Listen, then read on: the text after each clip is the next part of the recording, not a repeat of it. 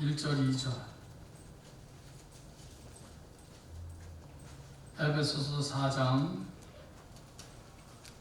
1절 2절 3절까지 좀 말이 끝나야 되니까 4장 1절에서 3절 시작. 그러므로 주 안에서 갇힌 내가 너희를 권하노니 너희가 부르심을 받은 일에 합당하게 행하여 모든 겸손과 온유로 하고 오래 참음으로 사랑 가운데서 서로 용납하고 평안에 매는 줄로 성령이 하나 되게 하신 것을 힘써 지키라. 아멘. 어제 저녁부터 갑자기 목이 좀 쉬었습니다. 좀 여러분들이 이해해 주시면 감사하겠습니다. 그래도 소리는 나오니까 잘 들리십니까? 제 목소리? 네, 그러면 됐습니다. 좀 죄송합니다. 모든 겸손과 온유로 하고 지난 두 번 새벽기도 때는 겸손에 대한 무엇이 성경적인 의미의 겸손인가에 대한 말씀을 드렸습니다. 오늘은 그 두 번째 온유가 무엇인지 부르심을 받은 일에 합당하게 행하라는 1절 말씀에 제일 첫 번째 무엇이 부르심을 받은 자답게 합당하게 행하는 것인가? 첫 번째는 겸손이었습니다. 오늘 두 번째로 온유를 행하라는 것입니다. 온유를. 이것도 역시 마찬가지 예수님께서 말씀하시기를 나는 마음이 온유하고 겸손하니. 예수님께서 자신을 온유와 겸손으로 그렇게 지칭하셨습니다. 나는 온유하고 겸손하다. 그러면 온유가 무엇인가?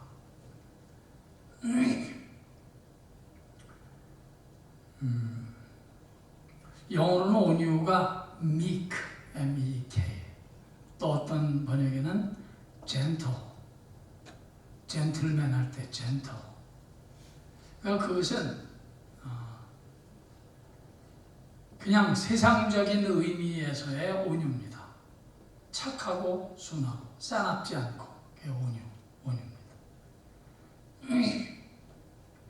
그러면 성경적인 의미의 온유는 좀 다릅니다.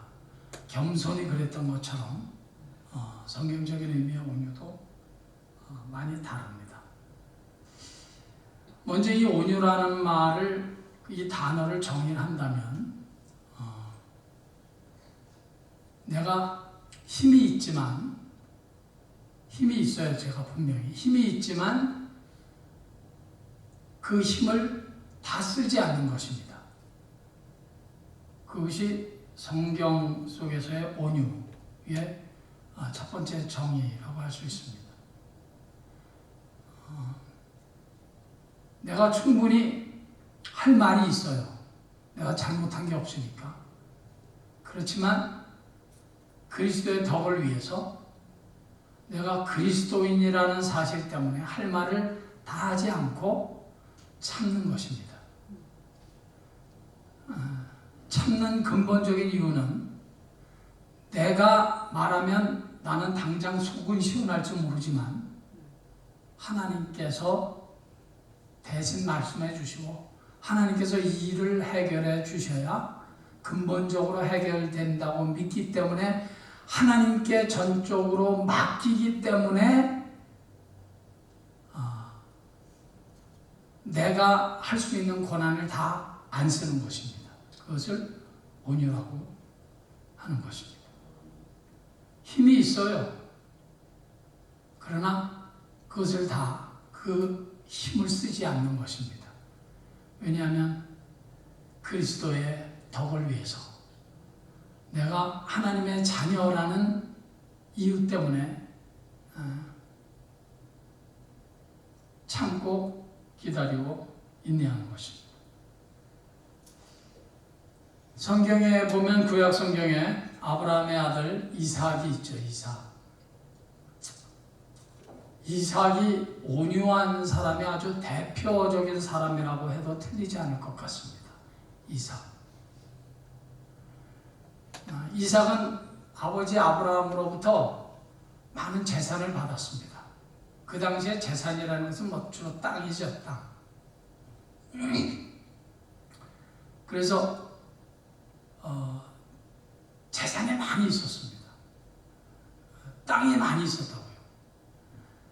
그런데 그 당시에 땅이 이제 내가 살 땅이 있으면 제일 먼저 하는 일이 우물을 파는 일이죠. 우물. 그래야지 그 우물을 중심으로 먹고 살 수 있으니까. 저도 파라과이 있을 때 우물을 한 2개 파본 적이 있습니다. 기계를 들여와서 막 바위도 뚫고 땅을 뚫어서 물 나올 때까지, 그것도 또 마실 수 있는 물이 나올 때까지 땅을 팝니다. 그래서 우물을 파는 게 굉장히 중요합니다. 그냥 물이 없으면 사는 게 힘드니까. 그래서 우물을 팝니다. 그래서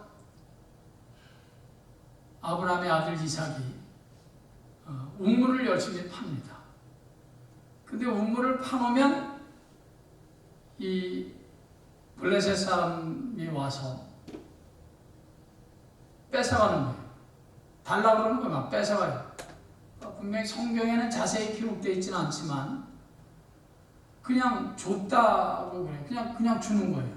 그러니까 위협했겠죠. 전쟁하겠다고 했겠죠. 그러니까 이삭은 그냥 주는 거예요. 그리고 또 길을 떠납니다. 길 떠나서 또 뭘 해야죠? 우물을 파야죠. 우물을 파요. 그게 못된 블레셋 사람들이 또 와서 우물을 또 뺏어갑니다.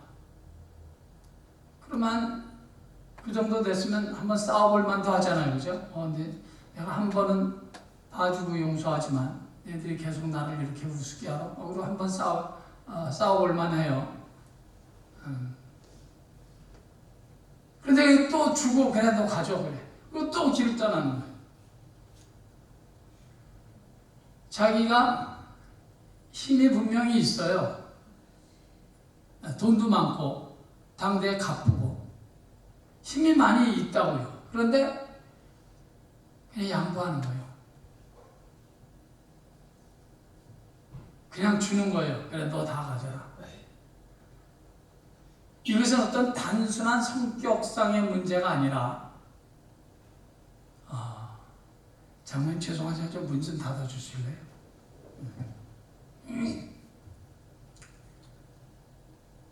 이건 단순히 그 성격상의 문제가 아니라요, 믿음에서 나오는 행동입니다. 믿음. 하나님을 의지하니까 내가 이거 양보하고 저 사람에게 줘도 하나님은 나를 책임져 주실 것이다.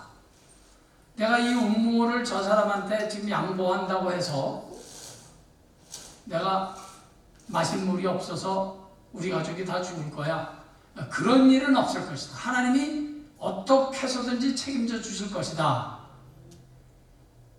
이런 믿음을 가지고 양보하는 거예요. 충분히 싸워서 이길 수 있어요. 당대 거부였으니까 밑에 하인도 많이 있고 종도 많이 있고 노예도 많이 있고 얼마든지 싸워서 한판 붙어볼 만합니다. 그런데 그렇게 안 하는 거예요. 나는 하나님을 믿고 의지하니까 내가 여기서 이거 양보하면 하나님께서 책임져 주실 것이다. 우리를. 그렇게 하고 그냥 주고 자기의 갈 길을 가는 것입니다. 이것이 온유입니다. 분명히 권리도 있어요. 내 땅이에요. 내가 저 사람들 다 무찔러도 누가 뭐라 그럴 사람 없어요. 내 땅에 함부로 온 사람들 내가 무찔르는데 누가 뭐라 그러겠습니까? 분명히 내게 권리가 있고 권한이 있다고요. 그렇지만 하나님을 믿는 사람으로서 그냥 양보하는 거예요. 오늘날 우리식으로 말하면 내가 이거 양보하면 저 사람이 야, 조 이삭이라는 사람이 저 대단하네. 그가 도대체 어떤 하나님을 믿길래 어떤 신을 믿기 때문에 그럴까? 나중에 보니까 야훼 하나님, 여호와 하나님을 믿는구나 라는 사실을 알 때 그 사람이 그 하나님에 대한 관심을 갖기 시작하게 될 것입니다. 이삭은 그런 자세, 그런 마음을 가지고 자기가 가지고 있는 힘을, 권한을 다 쓰지 않습니다. 다 내려놓고 하나님을 의지하는 것입니다. 자기가 분명히 힘이 있지만 이 힘을 다 쓰지 않고 하나님께 모든 문제를 아름답게 선하게 주실 줄 믿고 양보하며 자기의 갈 길을 가는 것입니다.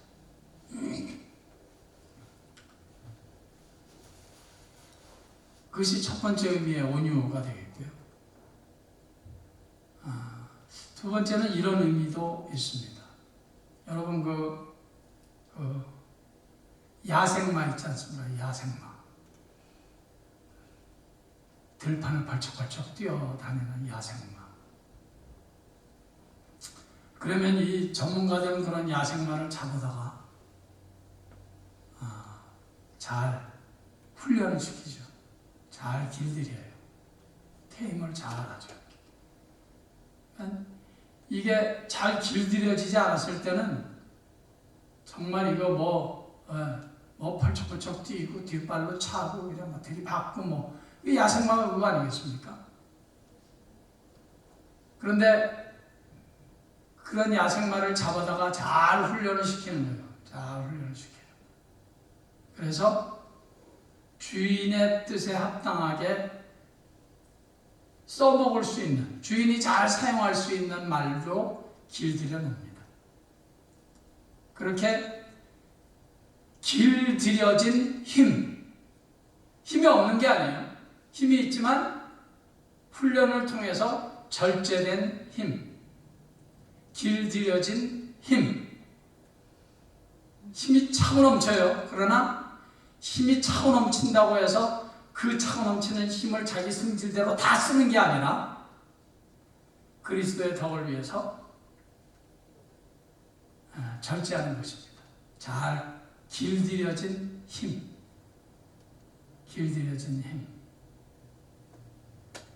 그러니까 이 길들여지지 않았을 때는 주인이 어떻게 사용할 수 있습니까? 없습니까? 사용할 수가 없어요. 그 천방지축이라 그러나요? 그냥 벌쩍벌쩍 뛰고 그냥 미친 말이죠. 주인이 사용할 수가 없어요. 그러나 주인이 잡아다가 잘 훈련을 시키고 그 힘을 절제할 수 있는 힘, 절제된 힘을 가르치니까 주인의 뜻에 합당하게 잘 쓸 수가 있다는 말입니다. 그것을 온유입니다. 온유. 그러니까 온유하면 아까 말씀드린 대로 세상적인 의미로만 생각하면 gentle, 착하고 meek, 좀 이렇게 온순하고 그런 거. 그러니까 세상적으로 이렇게 힘이 없는 그런 의미가 절대로 아니에요. 힘이 있어요. 있지만 잘 성령의 감동으로, 성령의 힘으로 절제된 힘, 그것을 온유라고 하는 것입니다. 간절히 바라기는 우리 모두가 우리 안에 성령이 계시니까, 우리 안에 하나님의 영이신 성령이 우리 안에 계시니까 이 성령의 힘으로 절제하고 참고 기다리고, 그래서 하나님께서 우리를 마음껏 사용하시는 그런 잘 성령님에 의해서 길들여진 성도, 디스플린된, 잘 훈련된 성도, 그것을 온유라고 하는 것입니다.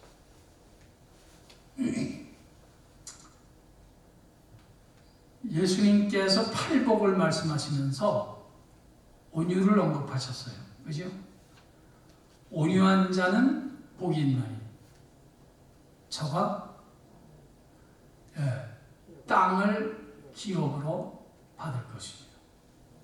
온유한 자는 복이 있나니 저가 땅을 받는데요. 땅. 왜 하필이면 땅일까? 여기에는 아주 깊은, 매우 깊은 의미가 있습니다. 온유한 자는 복이 있나니 저가 땅을 기업으로 받는다. 잠깐만요.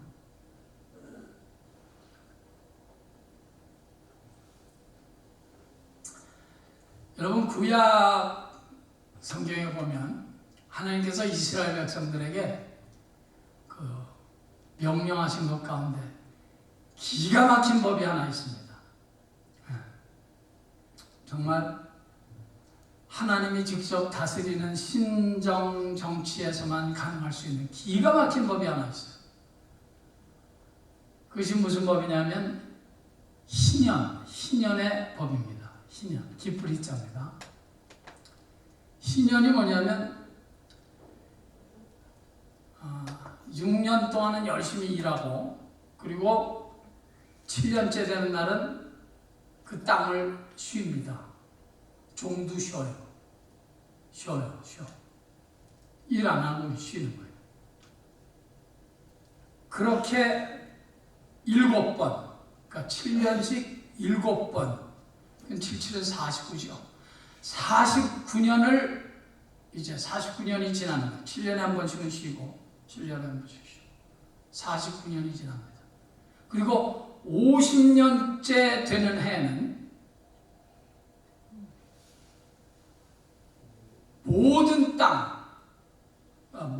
땅이 다 쉬게 합니다. 그리고 땅만 쉬는 것이 아니라 전쟁에서 져서 포로로 잡혀왔다든지 돈이 없어서 땅을 팔아서 내 땅이 다 없어졌다든지 그리고 종으로 그 당시에는 종노예가 있었으니까 내 자식을 내가 종으로 저 집에 종이 돼서 빚을 자기가 몸으로 떼온다든지 이런 사람들까지도 이 희년이 되면 77은 49년이 지난 그 다음 희년이 되면은 다 풀어주는 거예요. 그리고 땅은 원래 주인한테 다 돌려줘요. 빚진 게 있으면 그 빚도 원래 주인한테 다 탕감해 줍니다. 그런 제도가 희년의 제도입니다. 끝내주지 않습니까? 이건 이 제도를 오늘날에 행한다면 그건 정말 그건 엄청난 제도가 되는 거죠. 자, 그런 희년 제도를 하나님께서 정하셨습니다. 50년째 되는 해는 다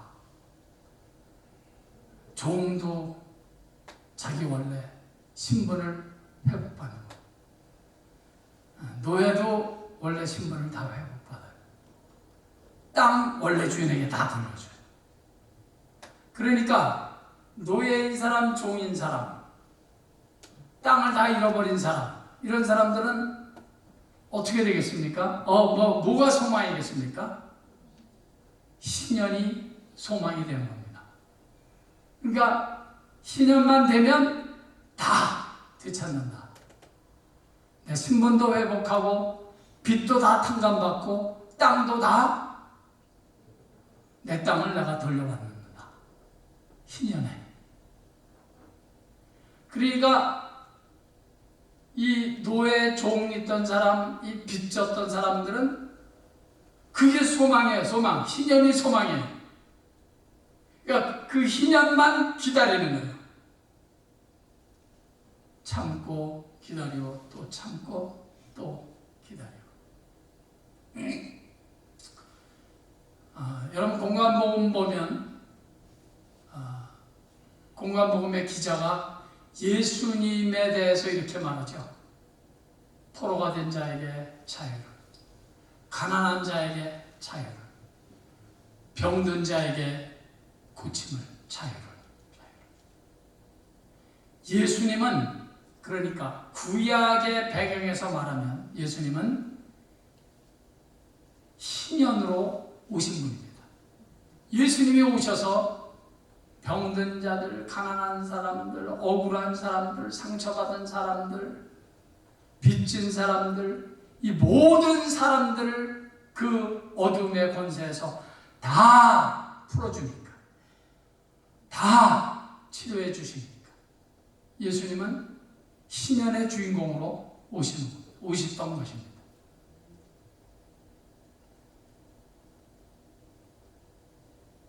그러니까 이 종들은 이 신현만 기다리던 사람들, 빚 있는 사람, 노예인 사람, 신부, 이런 사람들은 그 신현만을 바라보고 기다리고 또 기다리고 또 기다리고 또 기다리고, 그러다 신년이 되면 다 모든 문제가 깨끗이 다 해결되는 겁니다. 그건 하나님께서 법으로 정하신 거예요. 하나님께서 법으로. 그것을 신년이라고 하는데, 구약에 있었던 이스라엘 백성들에게 주셨던 신년의 법인데, 예수님께서는 이 땅에 그 신년으로 오셨다 하는 것입니다. 신년의 주인공으로 우리 주님께서 오신 것입니다. 누구든지 예수 그리스도를 만나고 그 예수 그리스도를 의지하고 그 예수님을 예배하고 그분을 붙잡기만 하면 죄에서 신년을 선언받는 것입니다. 모든 악에서 신년을 선포받는 거예요. 그것이 하나님께서 신년의 주인공으로 이 땅에 오신 우리 예수 그리스도의 의미입니다. 그래서 그 예수님이 말씀하시는 거예요. 온유한 자는 복이 있나니 땅을 기업으로 받을 것이다. 왜 땅인지 좀 이해가 되셨습니까? 땅을 다 잃어버렸던 사람들, 억울하게 다 빼앗겼던 사람들, 돈 빚져서 빼앗겼든지 참 여러 가지 이런저런 이유로 내게 하나도 없는 거야. 평생을 노예로 종으로 살아야 돼요. 그런데 신년의 주인공으로 오신 예수 그리스도께서 그 모든 빚을 다 탕감해 주시고 십자가에서 그 모든 빚을 다 탕감해 주시고 원래 하나님께서 창조하신 하나님의 형상대로 우리를 회복시켜 주시고 죄를 용서하시고 하나님의 자녀의 신분을 다시 회복시켜 주셔서 천국 백성으로 만들어 주신 이런 영적인 상징적인 신년, 그 주님이 말씀하시는 겁니다. 온유한 자는 복이 있나니 저가 땅을 기업으로 받을 것이고. 저와 여러분들은, 우리들은 저 영원한 천국을, 저 영원한 천국의 땅을 우리는 기업으로 받은 자가 되는 것입니다. 그것을 우리가 내 신앙의 삶의 현장에서 그것을 우리가 증명해야 되는데, 그것이 뭐냐면 온유라 이것입니다. 예수님께서 온유한 분이셨기 때문에, 절대적인 온유, 완전한 온유한 분이셨기 때문에 그분은 십자가를 지시고 끝까지 참으셨잖아요. 끝까지 참으셨어요. 자기가 창조한 피조물인 그 로마 병정, 대제사장들, 바리새인들, 이거 한순간에 다 날려보낼 수 있지만 끝까지 참으시고 끝까지 십자가를 지시는 일에 성공하셨습니다. 그가 온유한 분이시니까. 그가 온유한 분이 아니셨다면 뭐 벌써 다 속된 말로 다 아작났죠. 그거 말이 됩니까? 그게 하나님한테 침을 뱉고 채찍을 때리고. 근데 그는 십자가를 지셔서 신연의 주인공으로 이 땅에 오셨기 때문에 끝까지 참으신 거예요. 그것이 온유입니다. 온유. 이 온유로 우리가 주님 만나는 그날까지 영원한 희년의 날에 우리가 주님 만나는 그날까지 승리하는 저와 여러분 되시기를 예수의 이름으로 간절히 축원합니다. 아멘. 아버지 하나님, 우리에게 이 귀한 신년의 축복을 약속하시고 주신 아버지 하나님 감사합니다. 아멘. 온유함으로 신년의 소망을 가진 자답게, 땅을 기업으로 받은 자답게 이 땅에서 온유의 삶을 살아가는 저희들 다 되게 해 주시옵소서. 아멘. 예수님의 귀하신 이름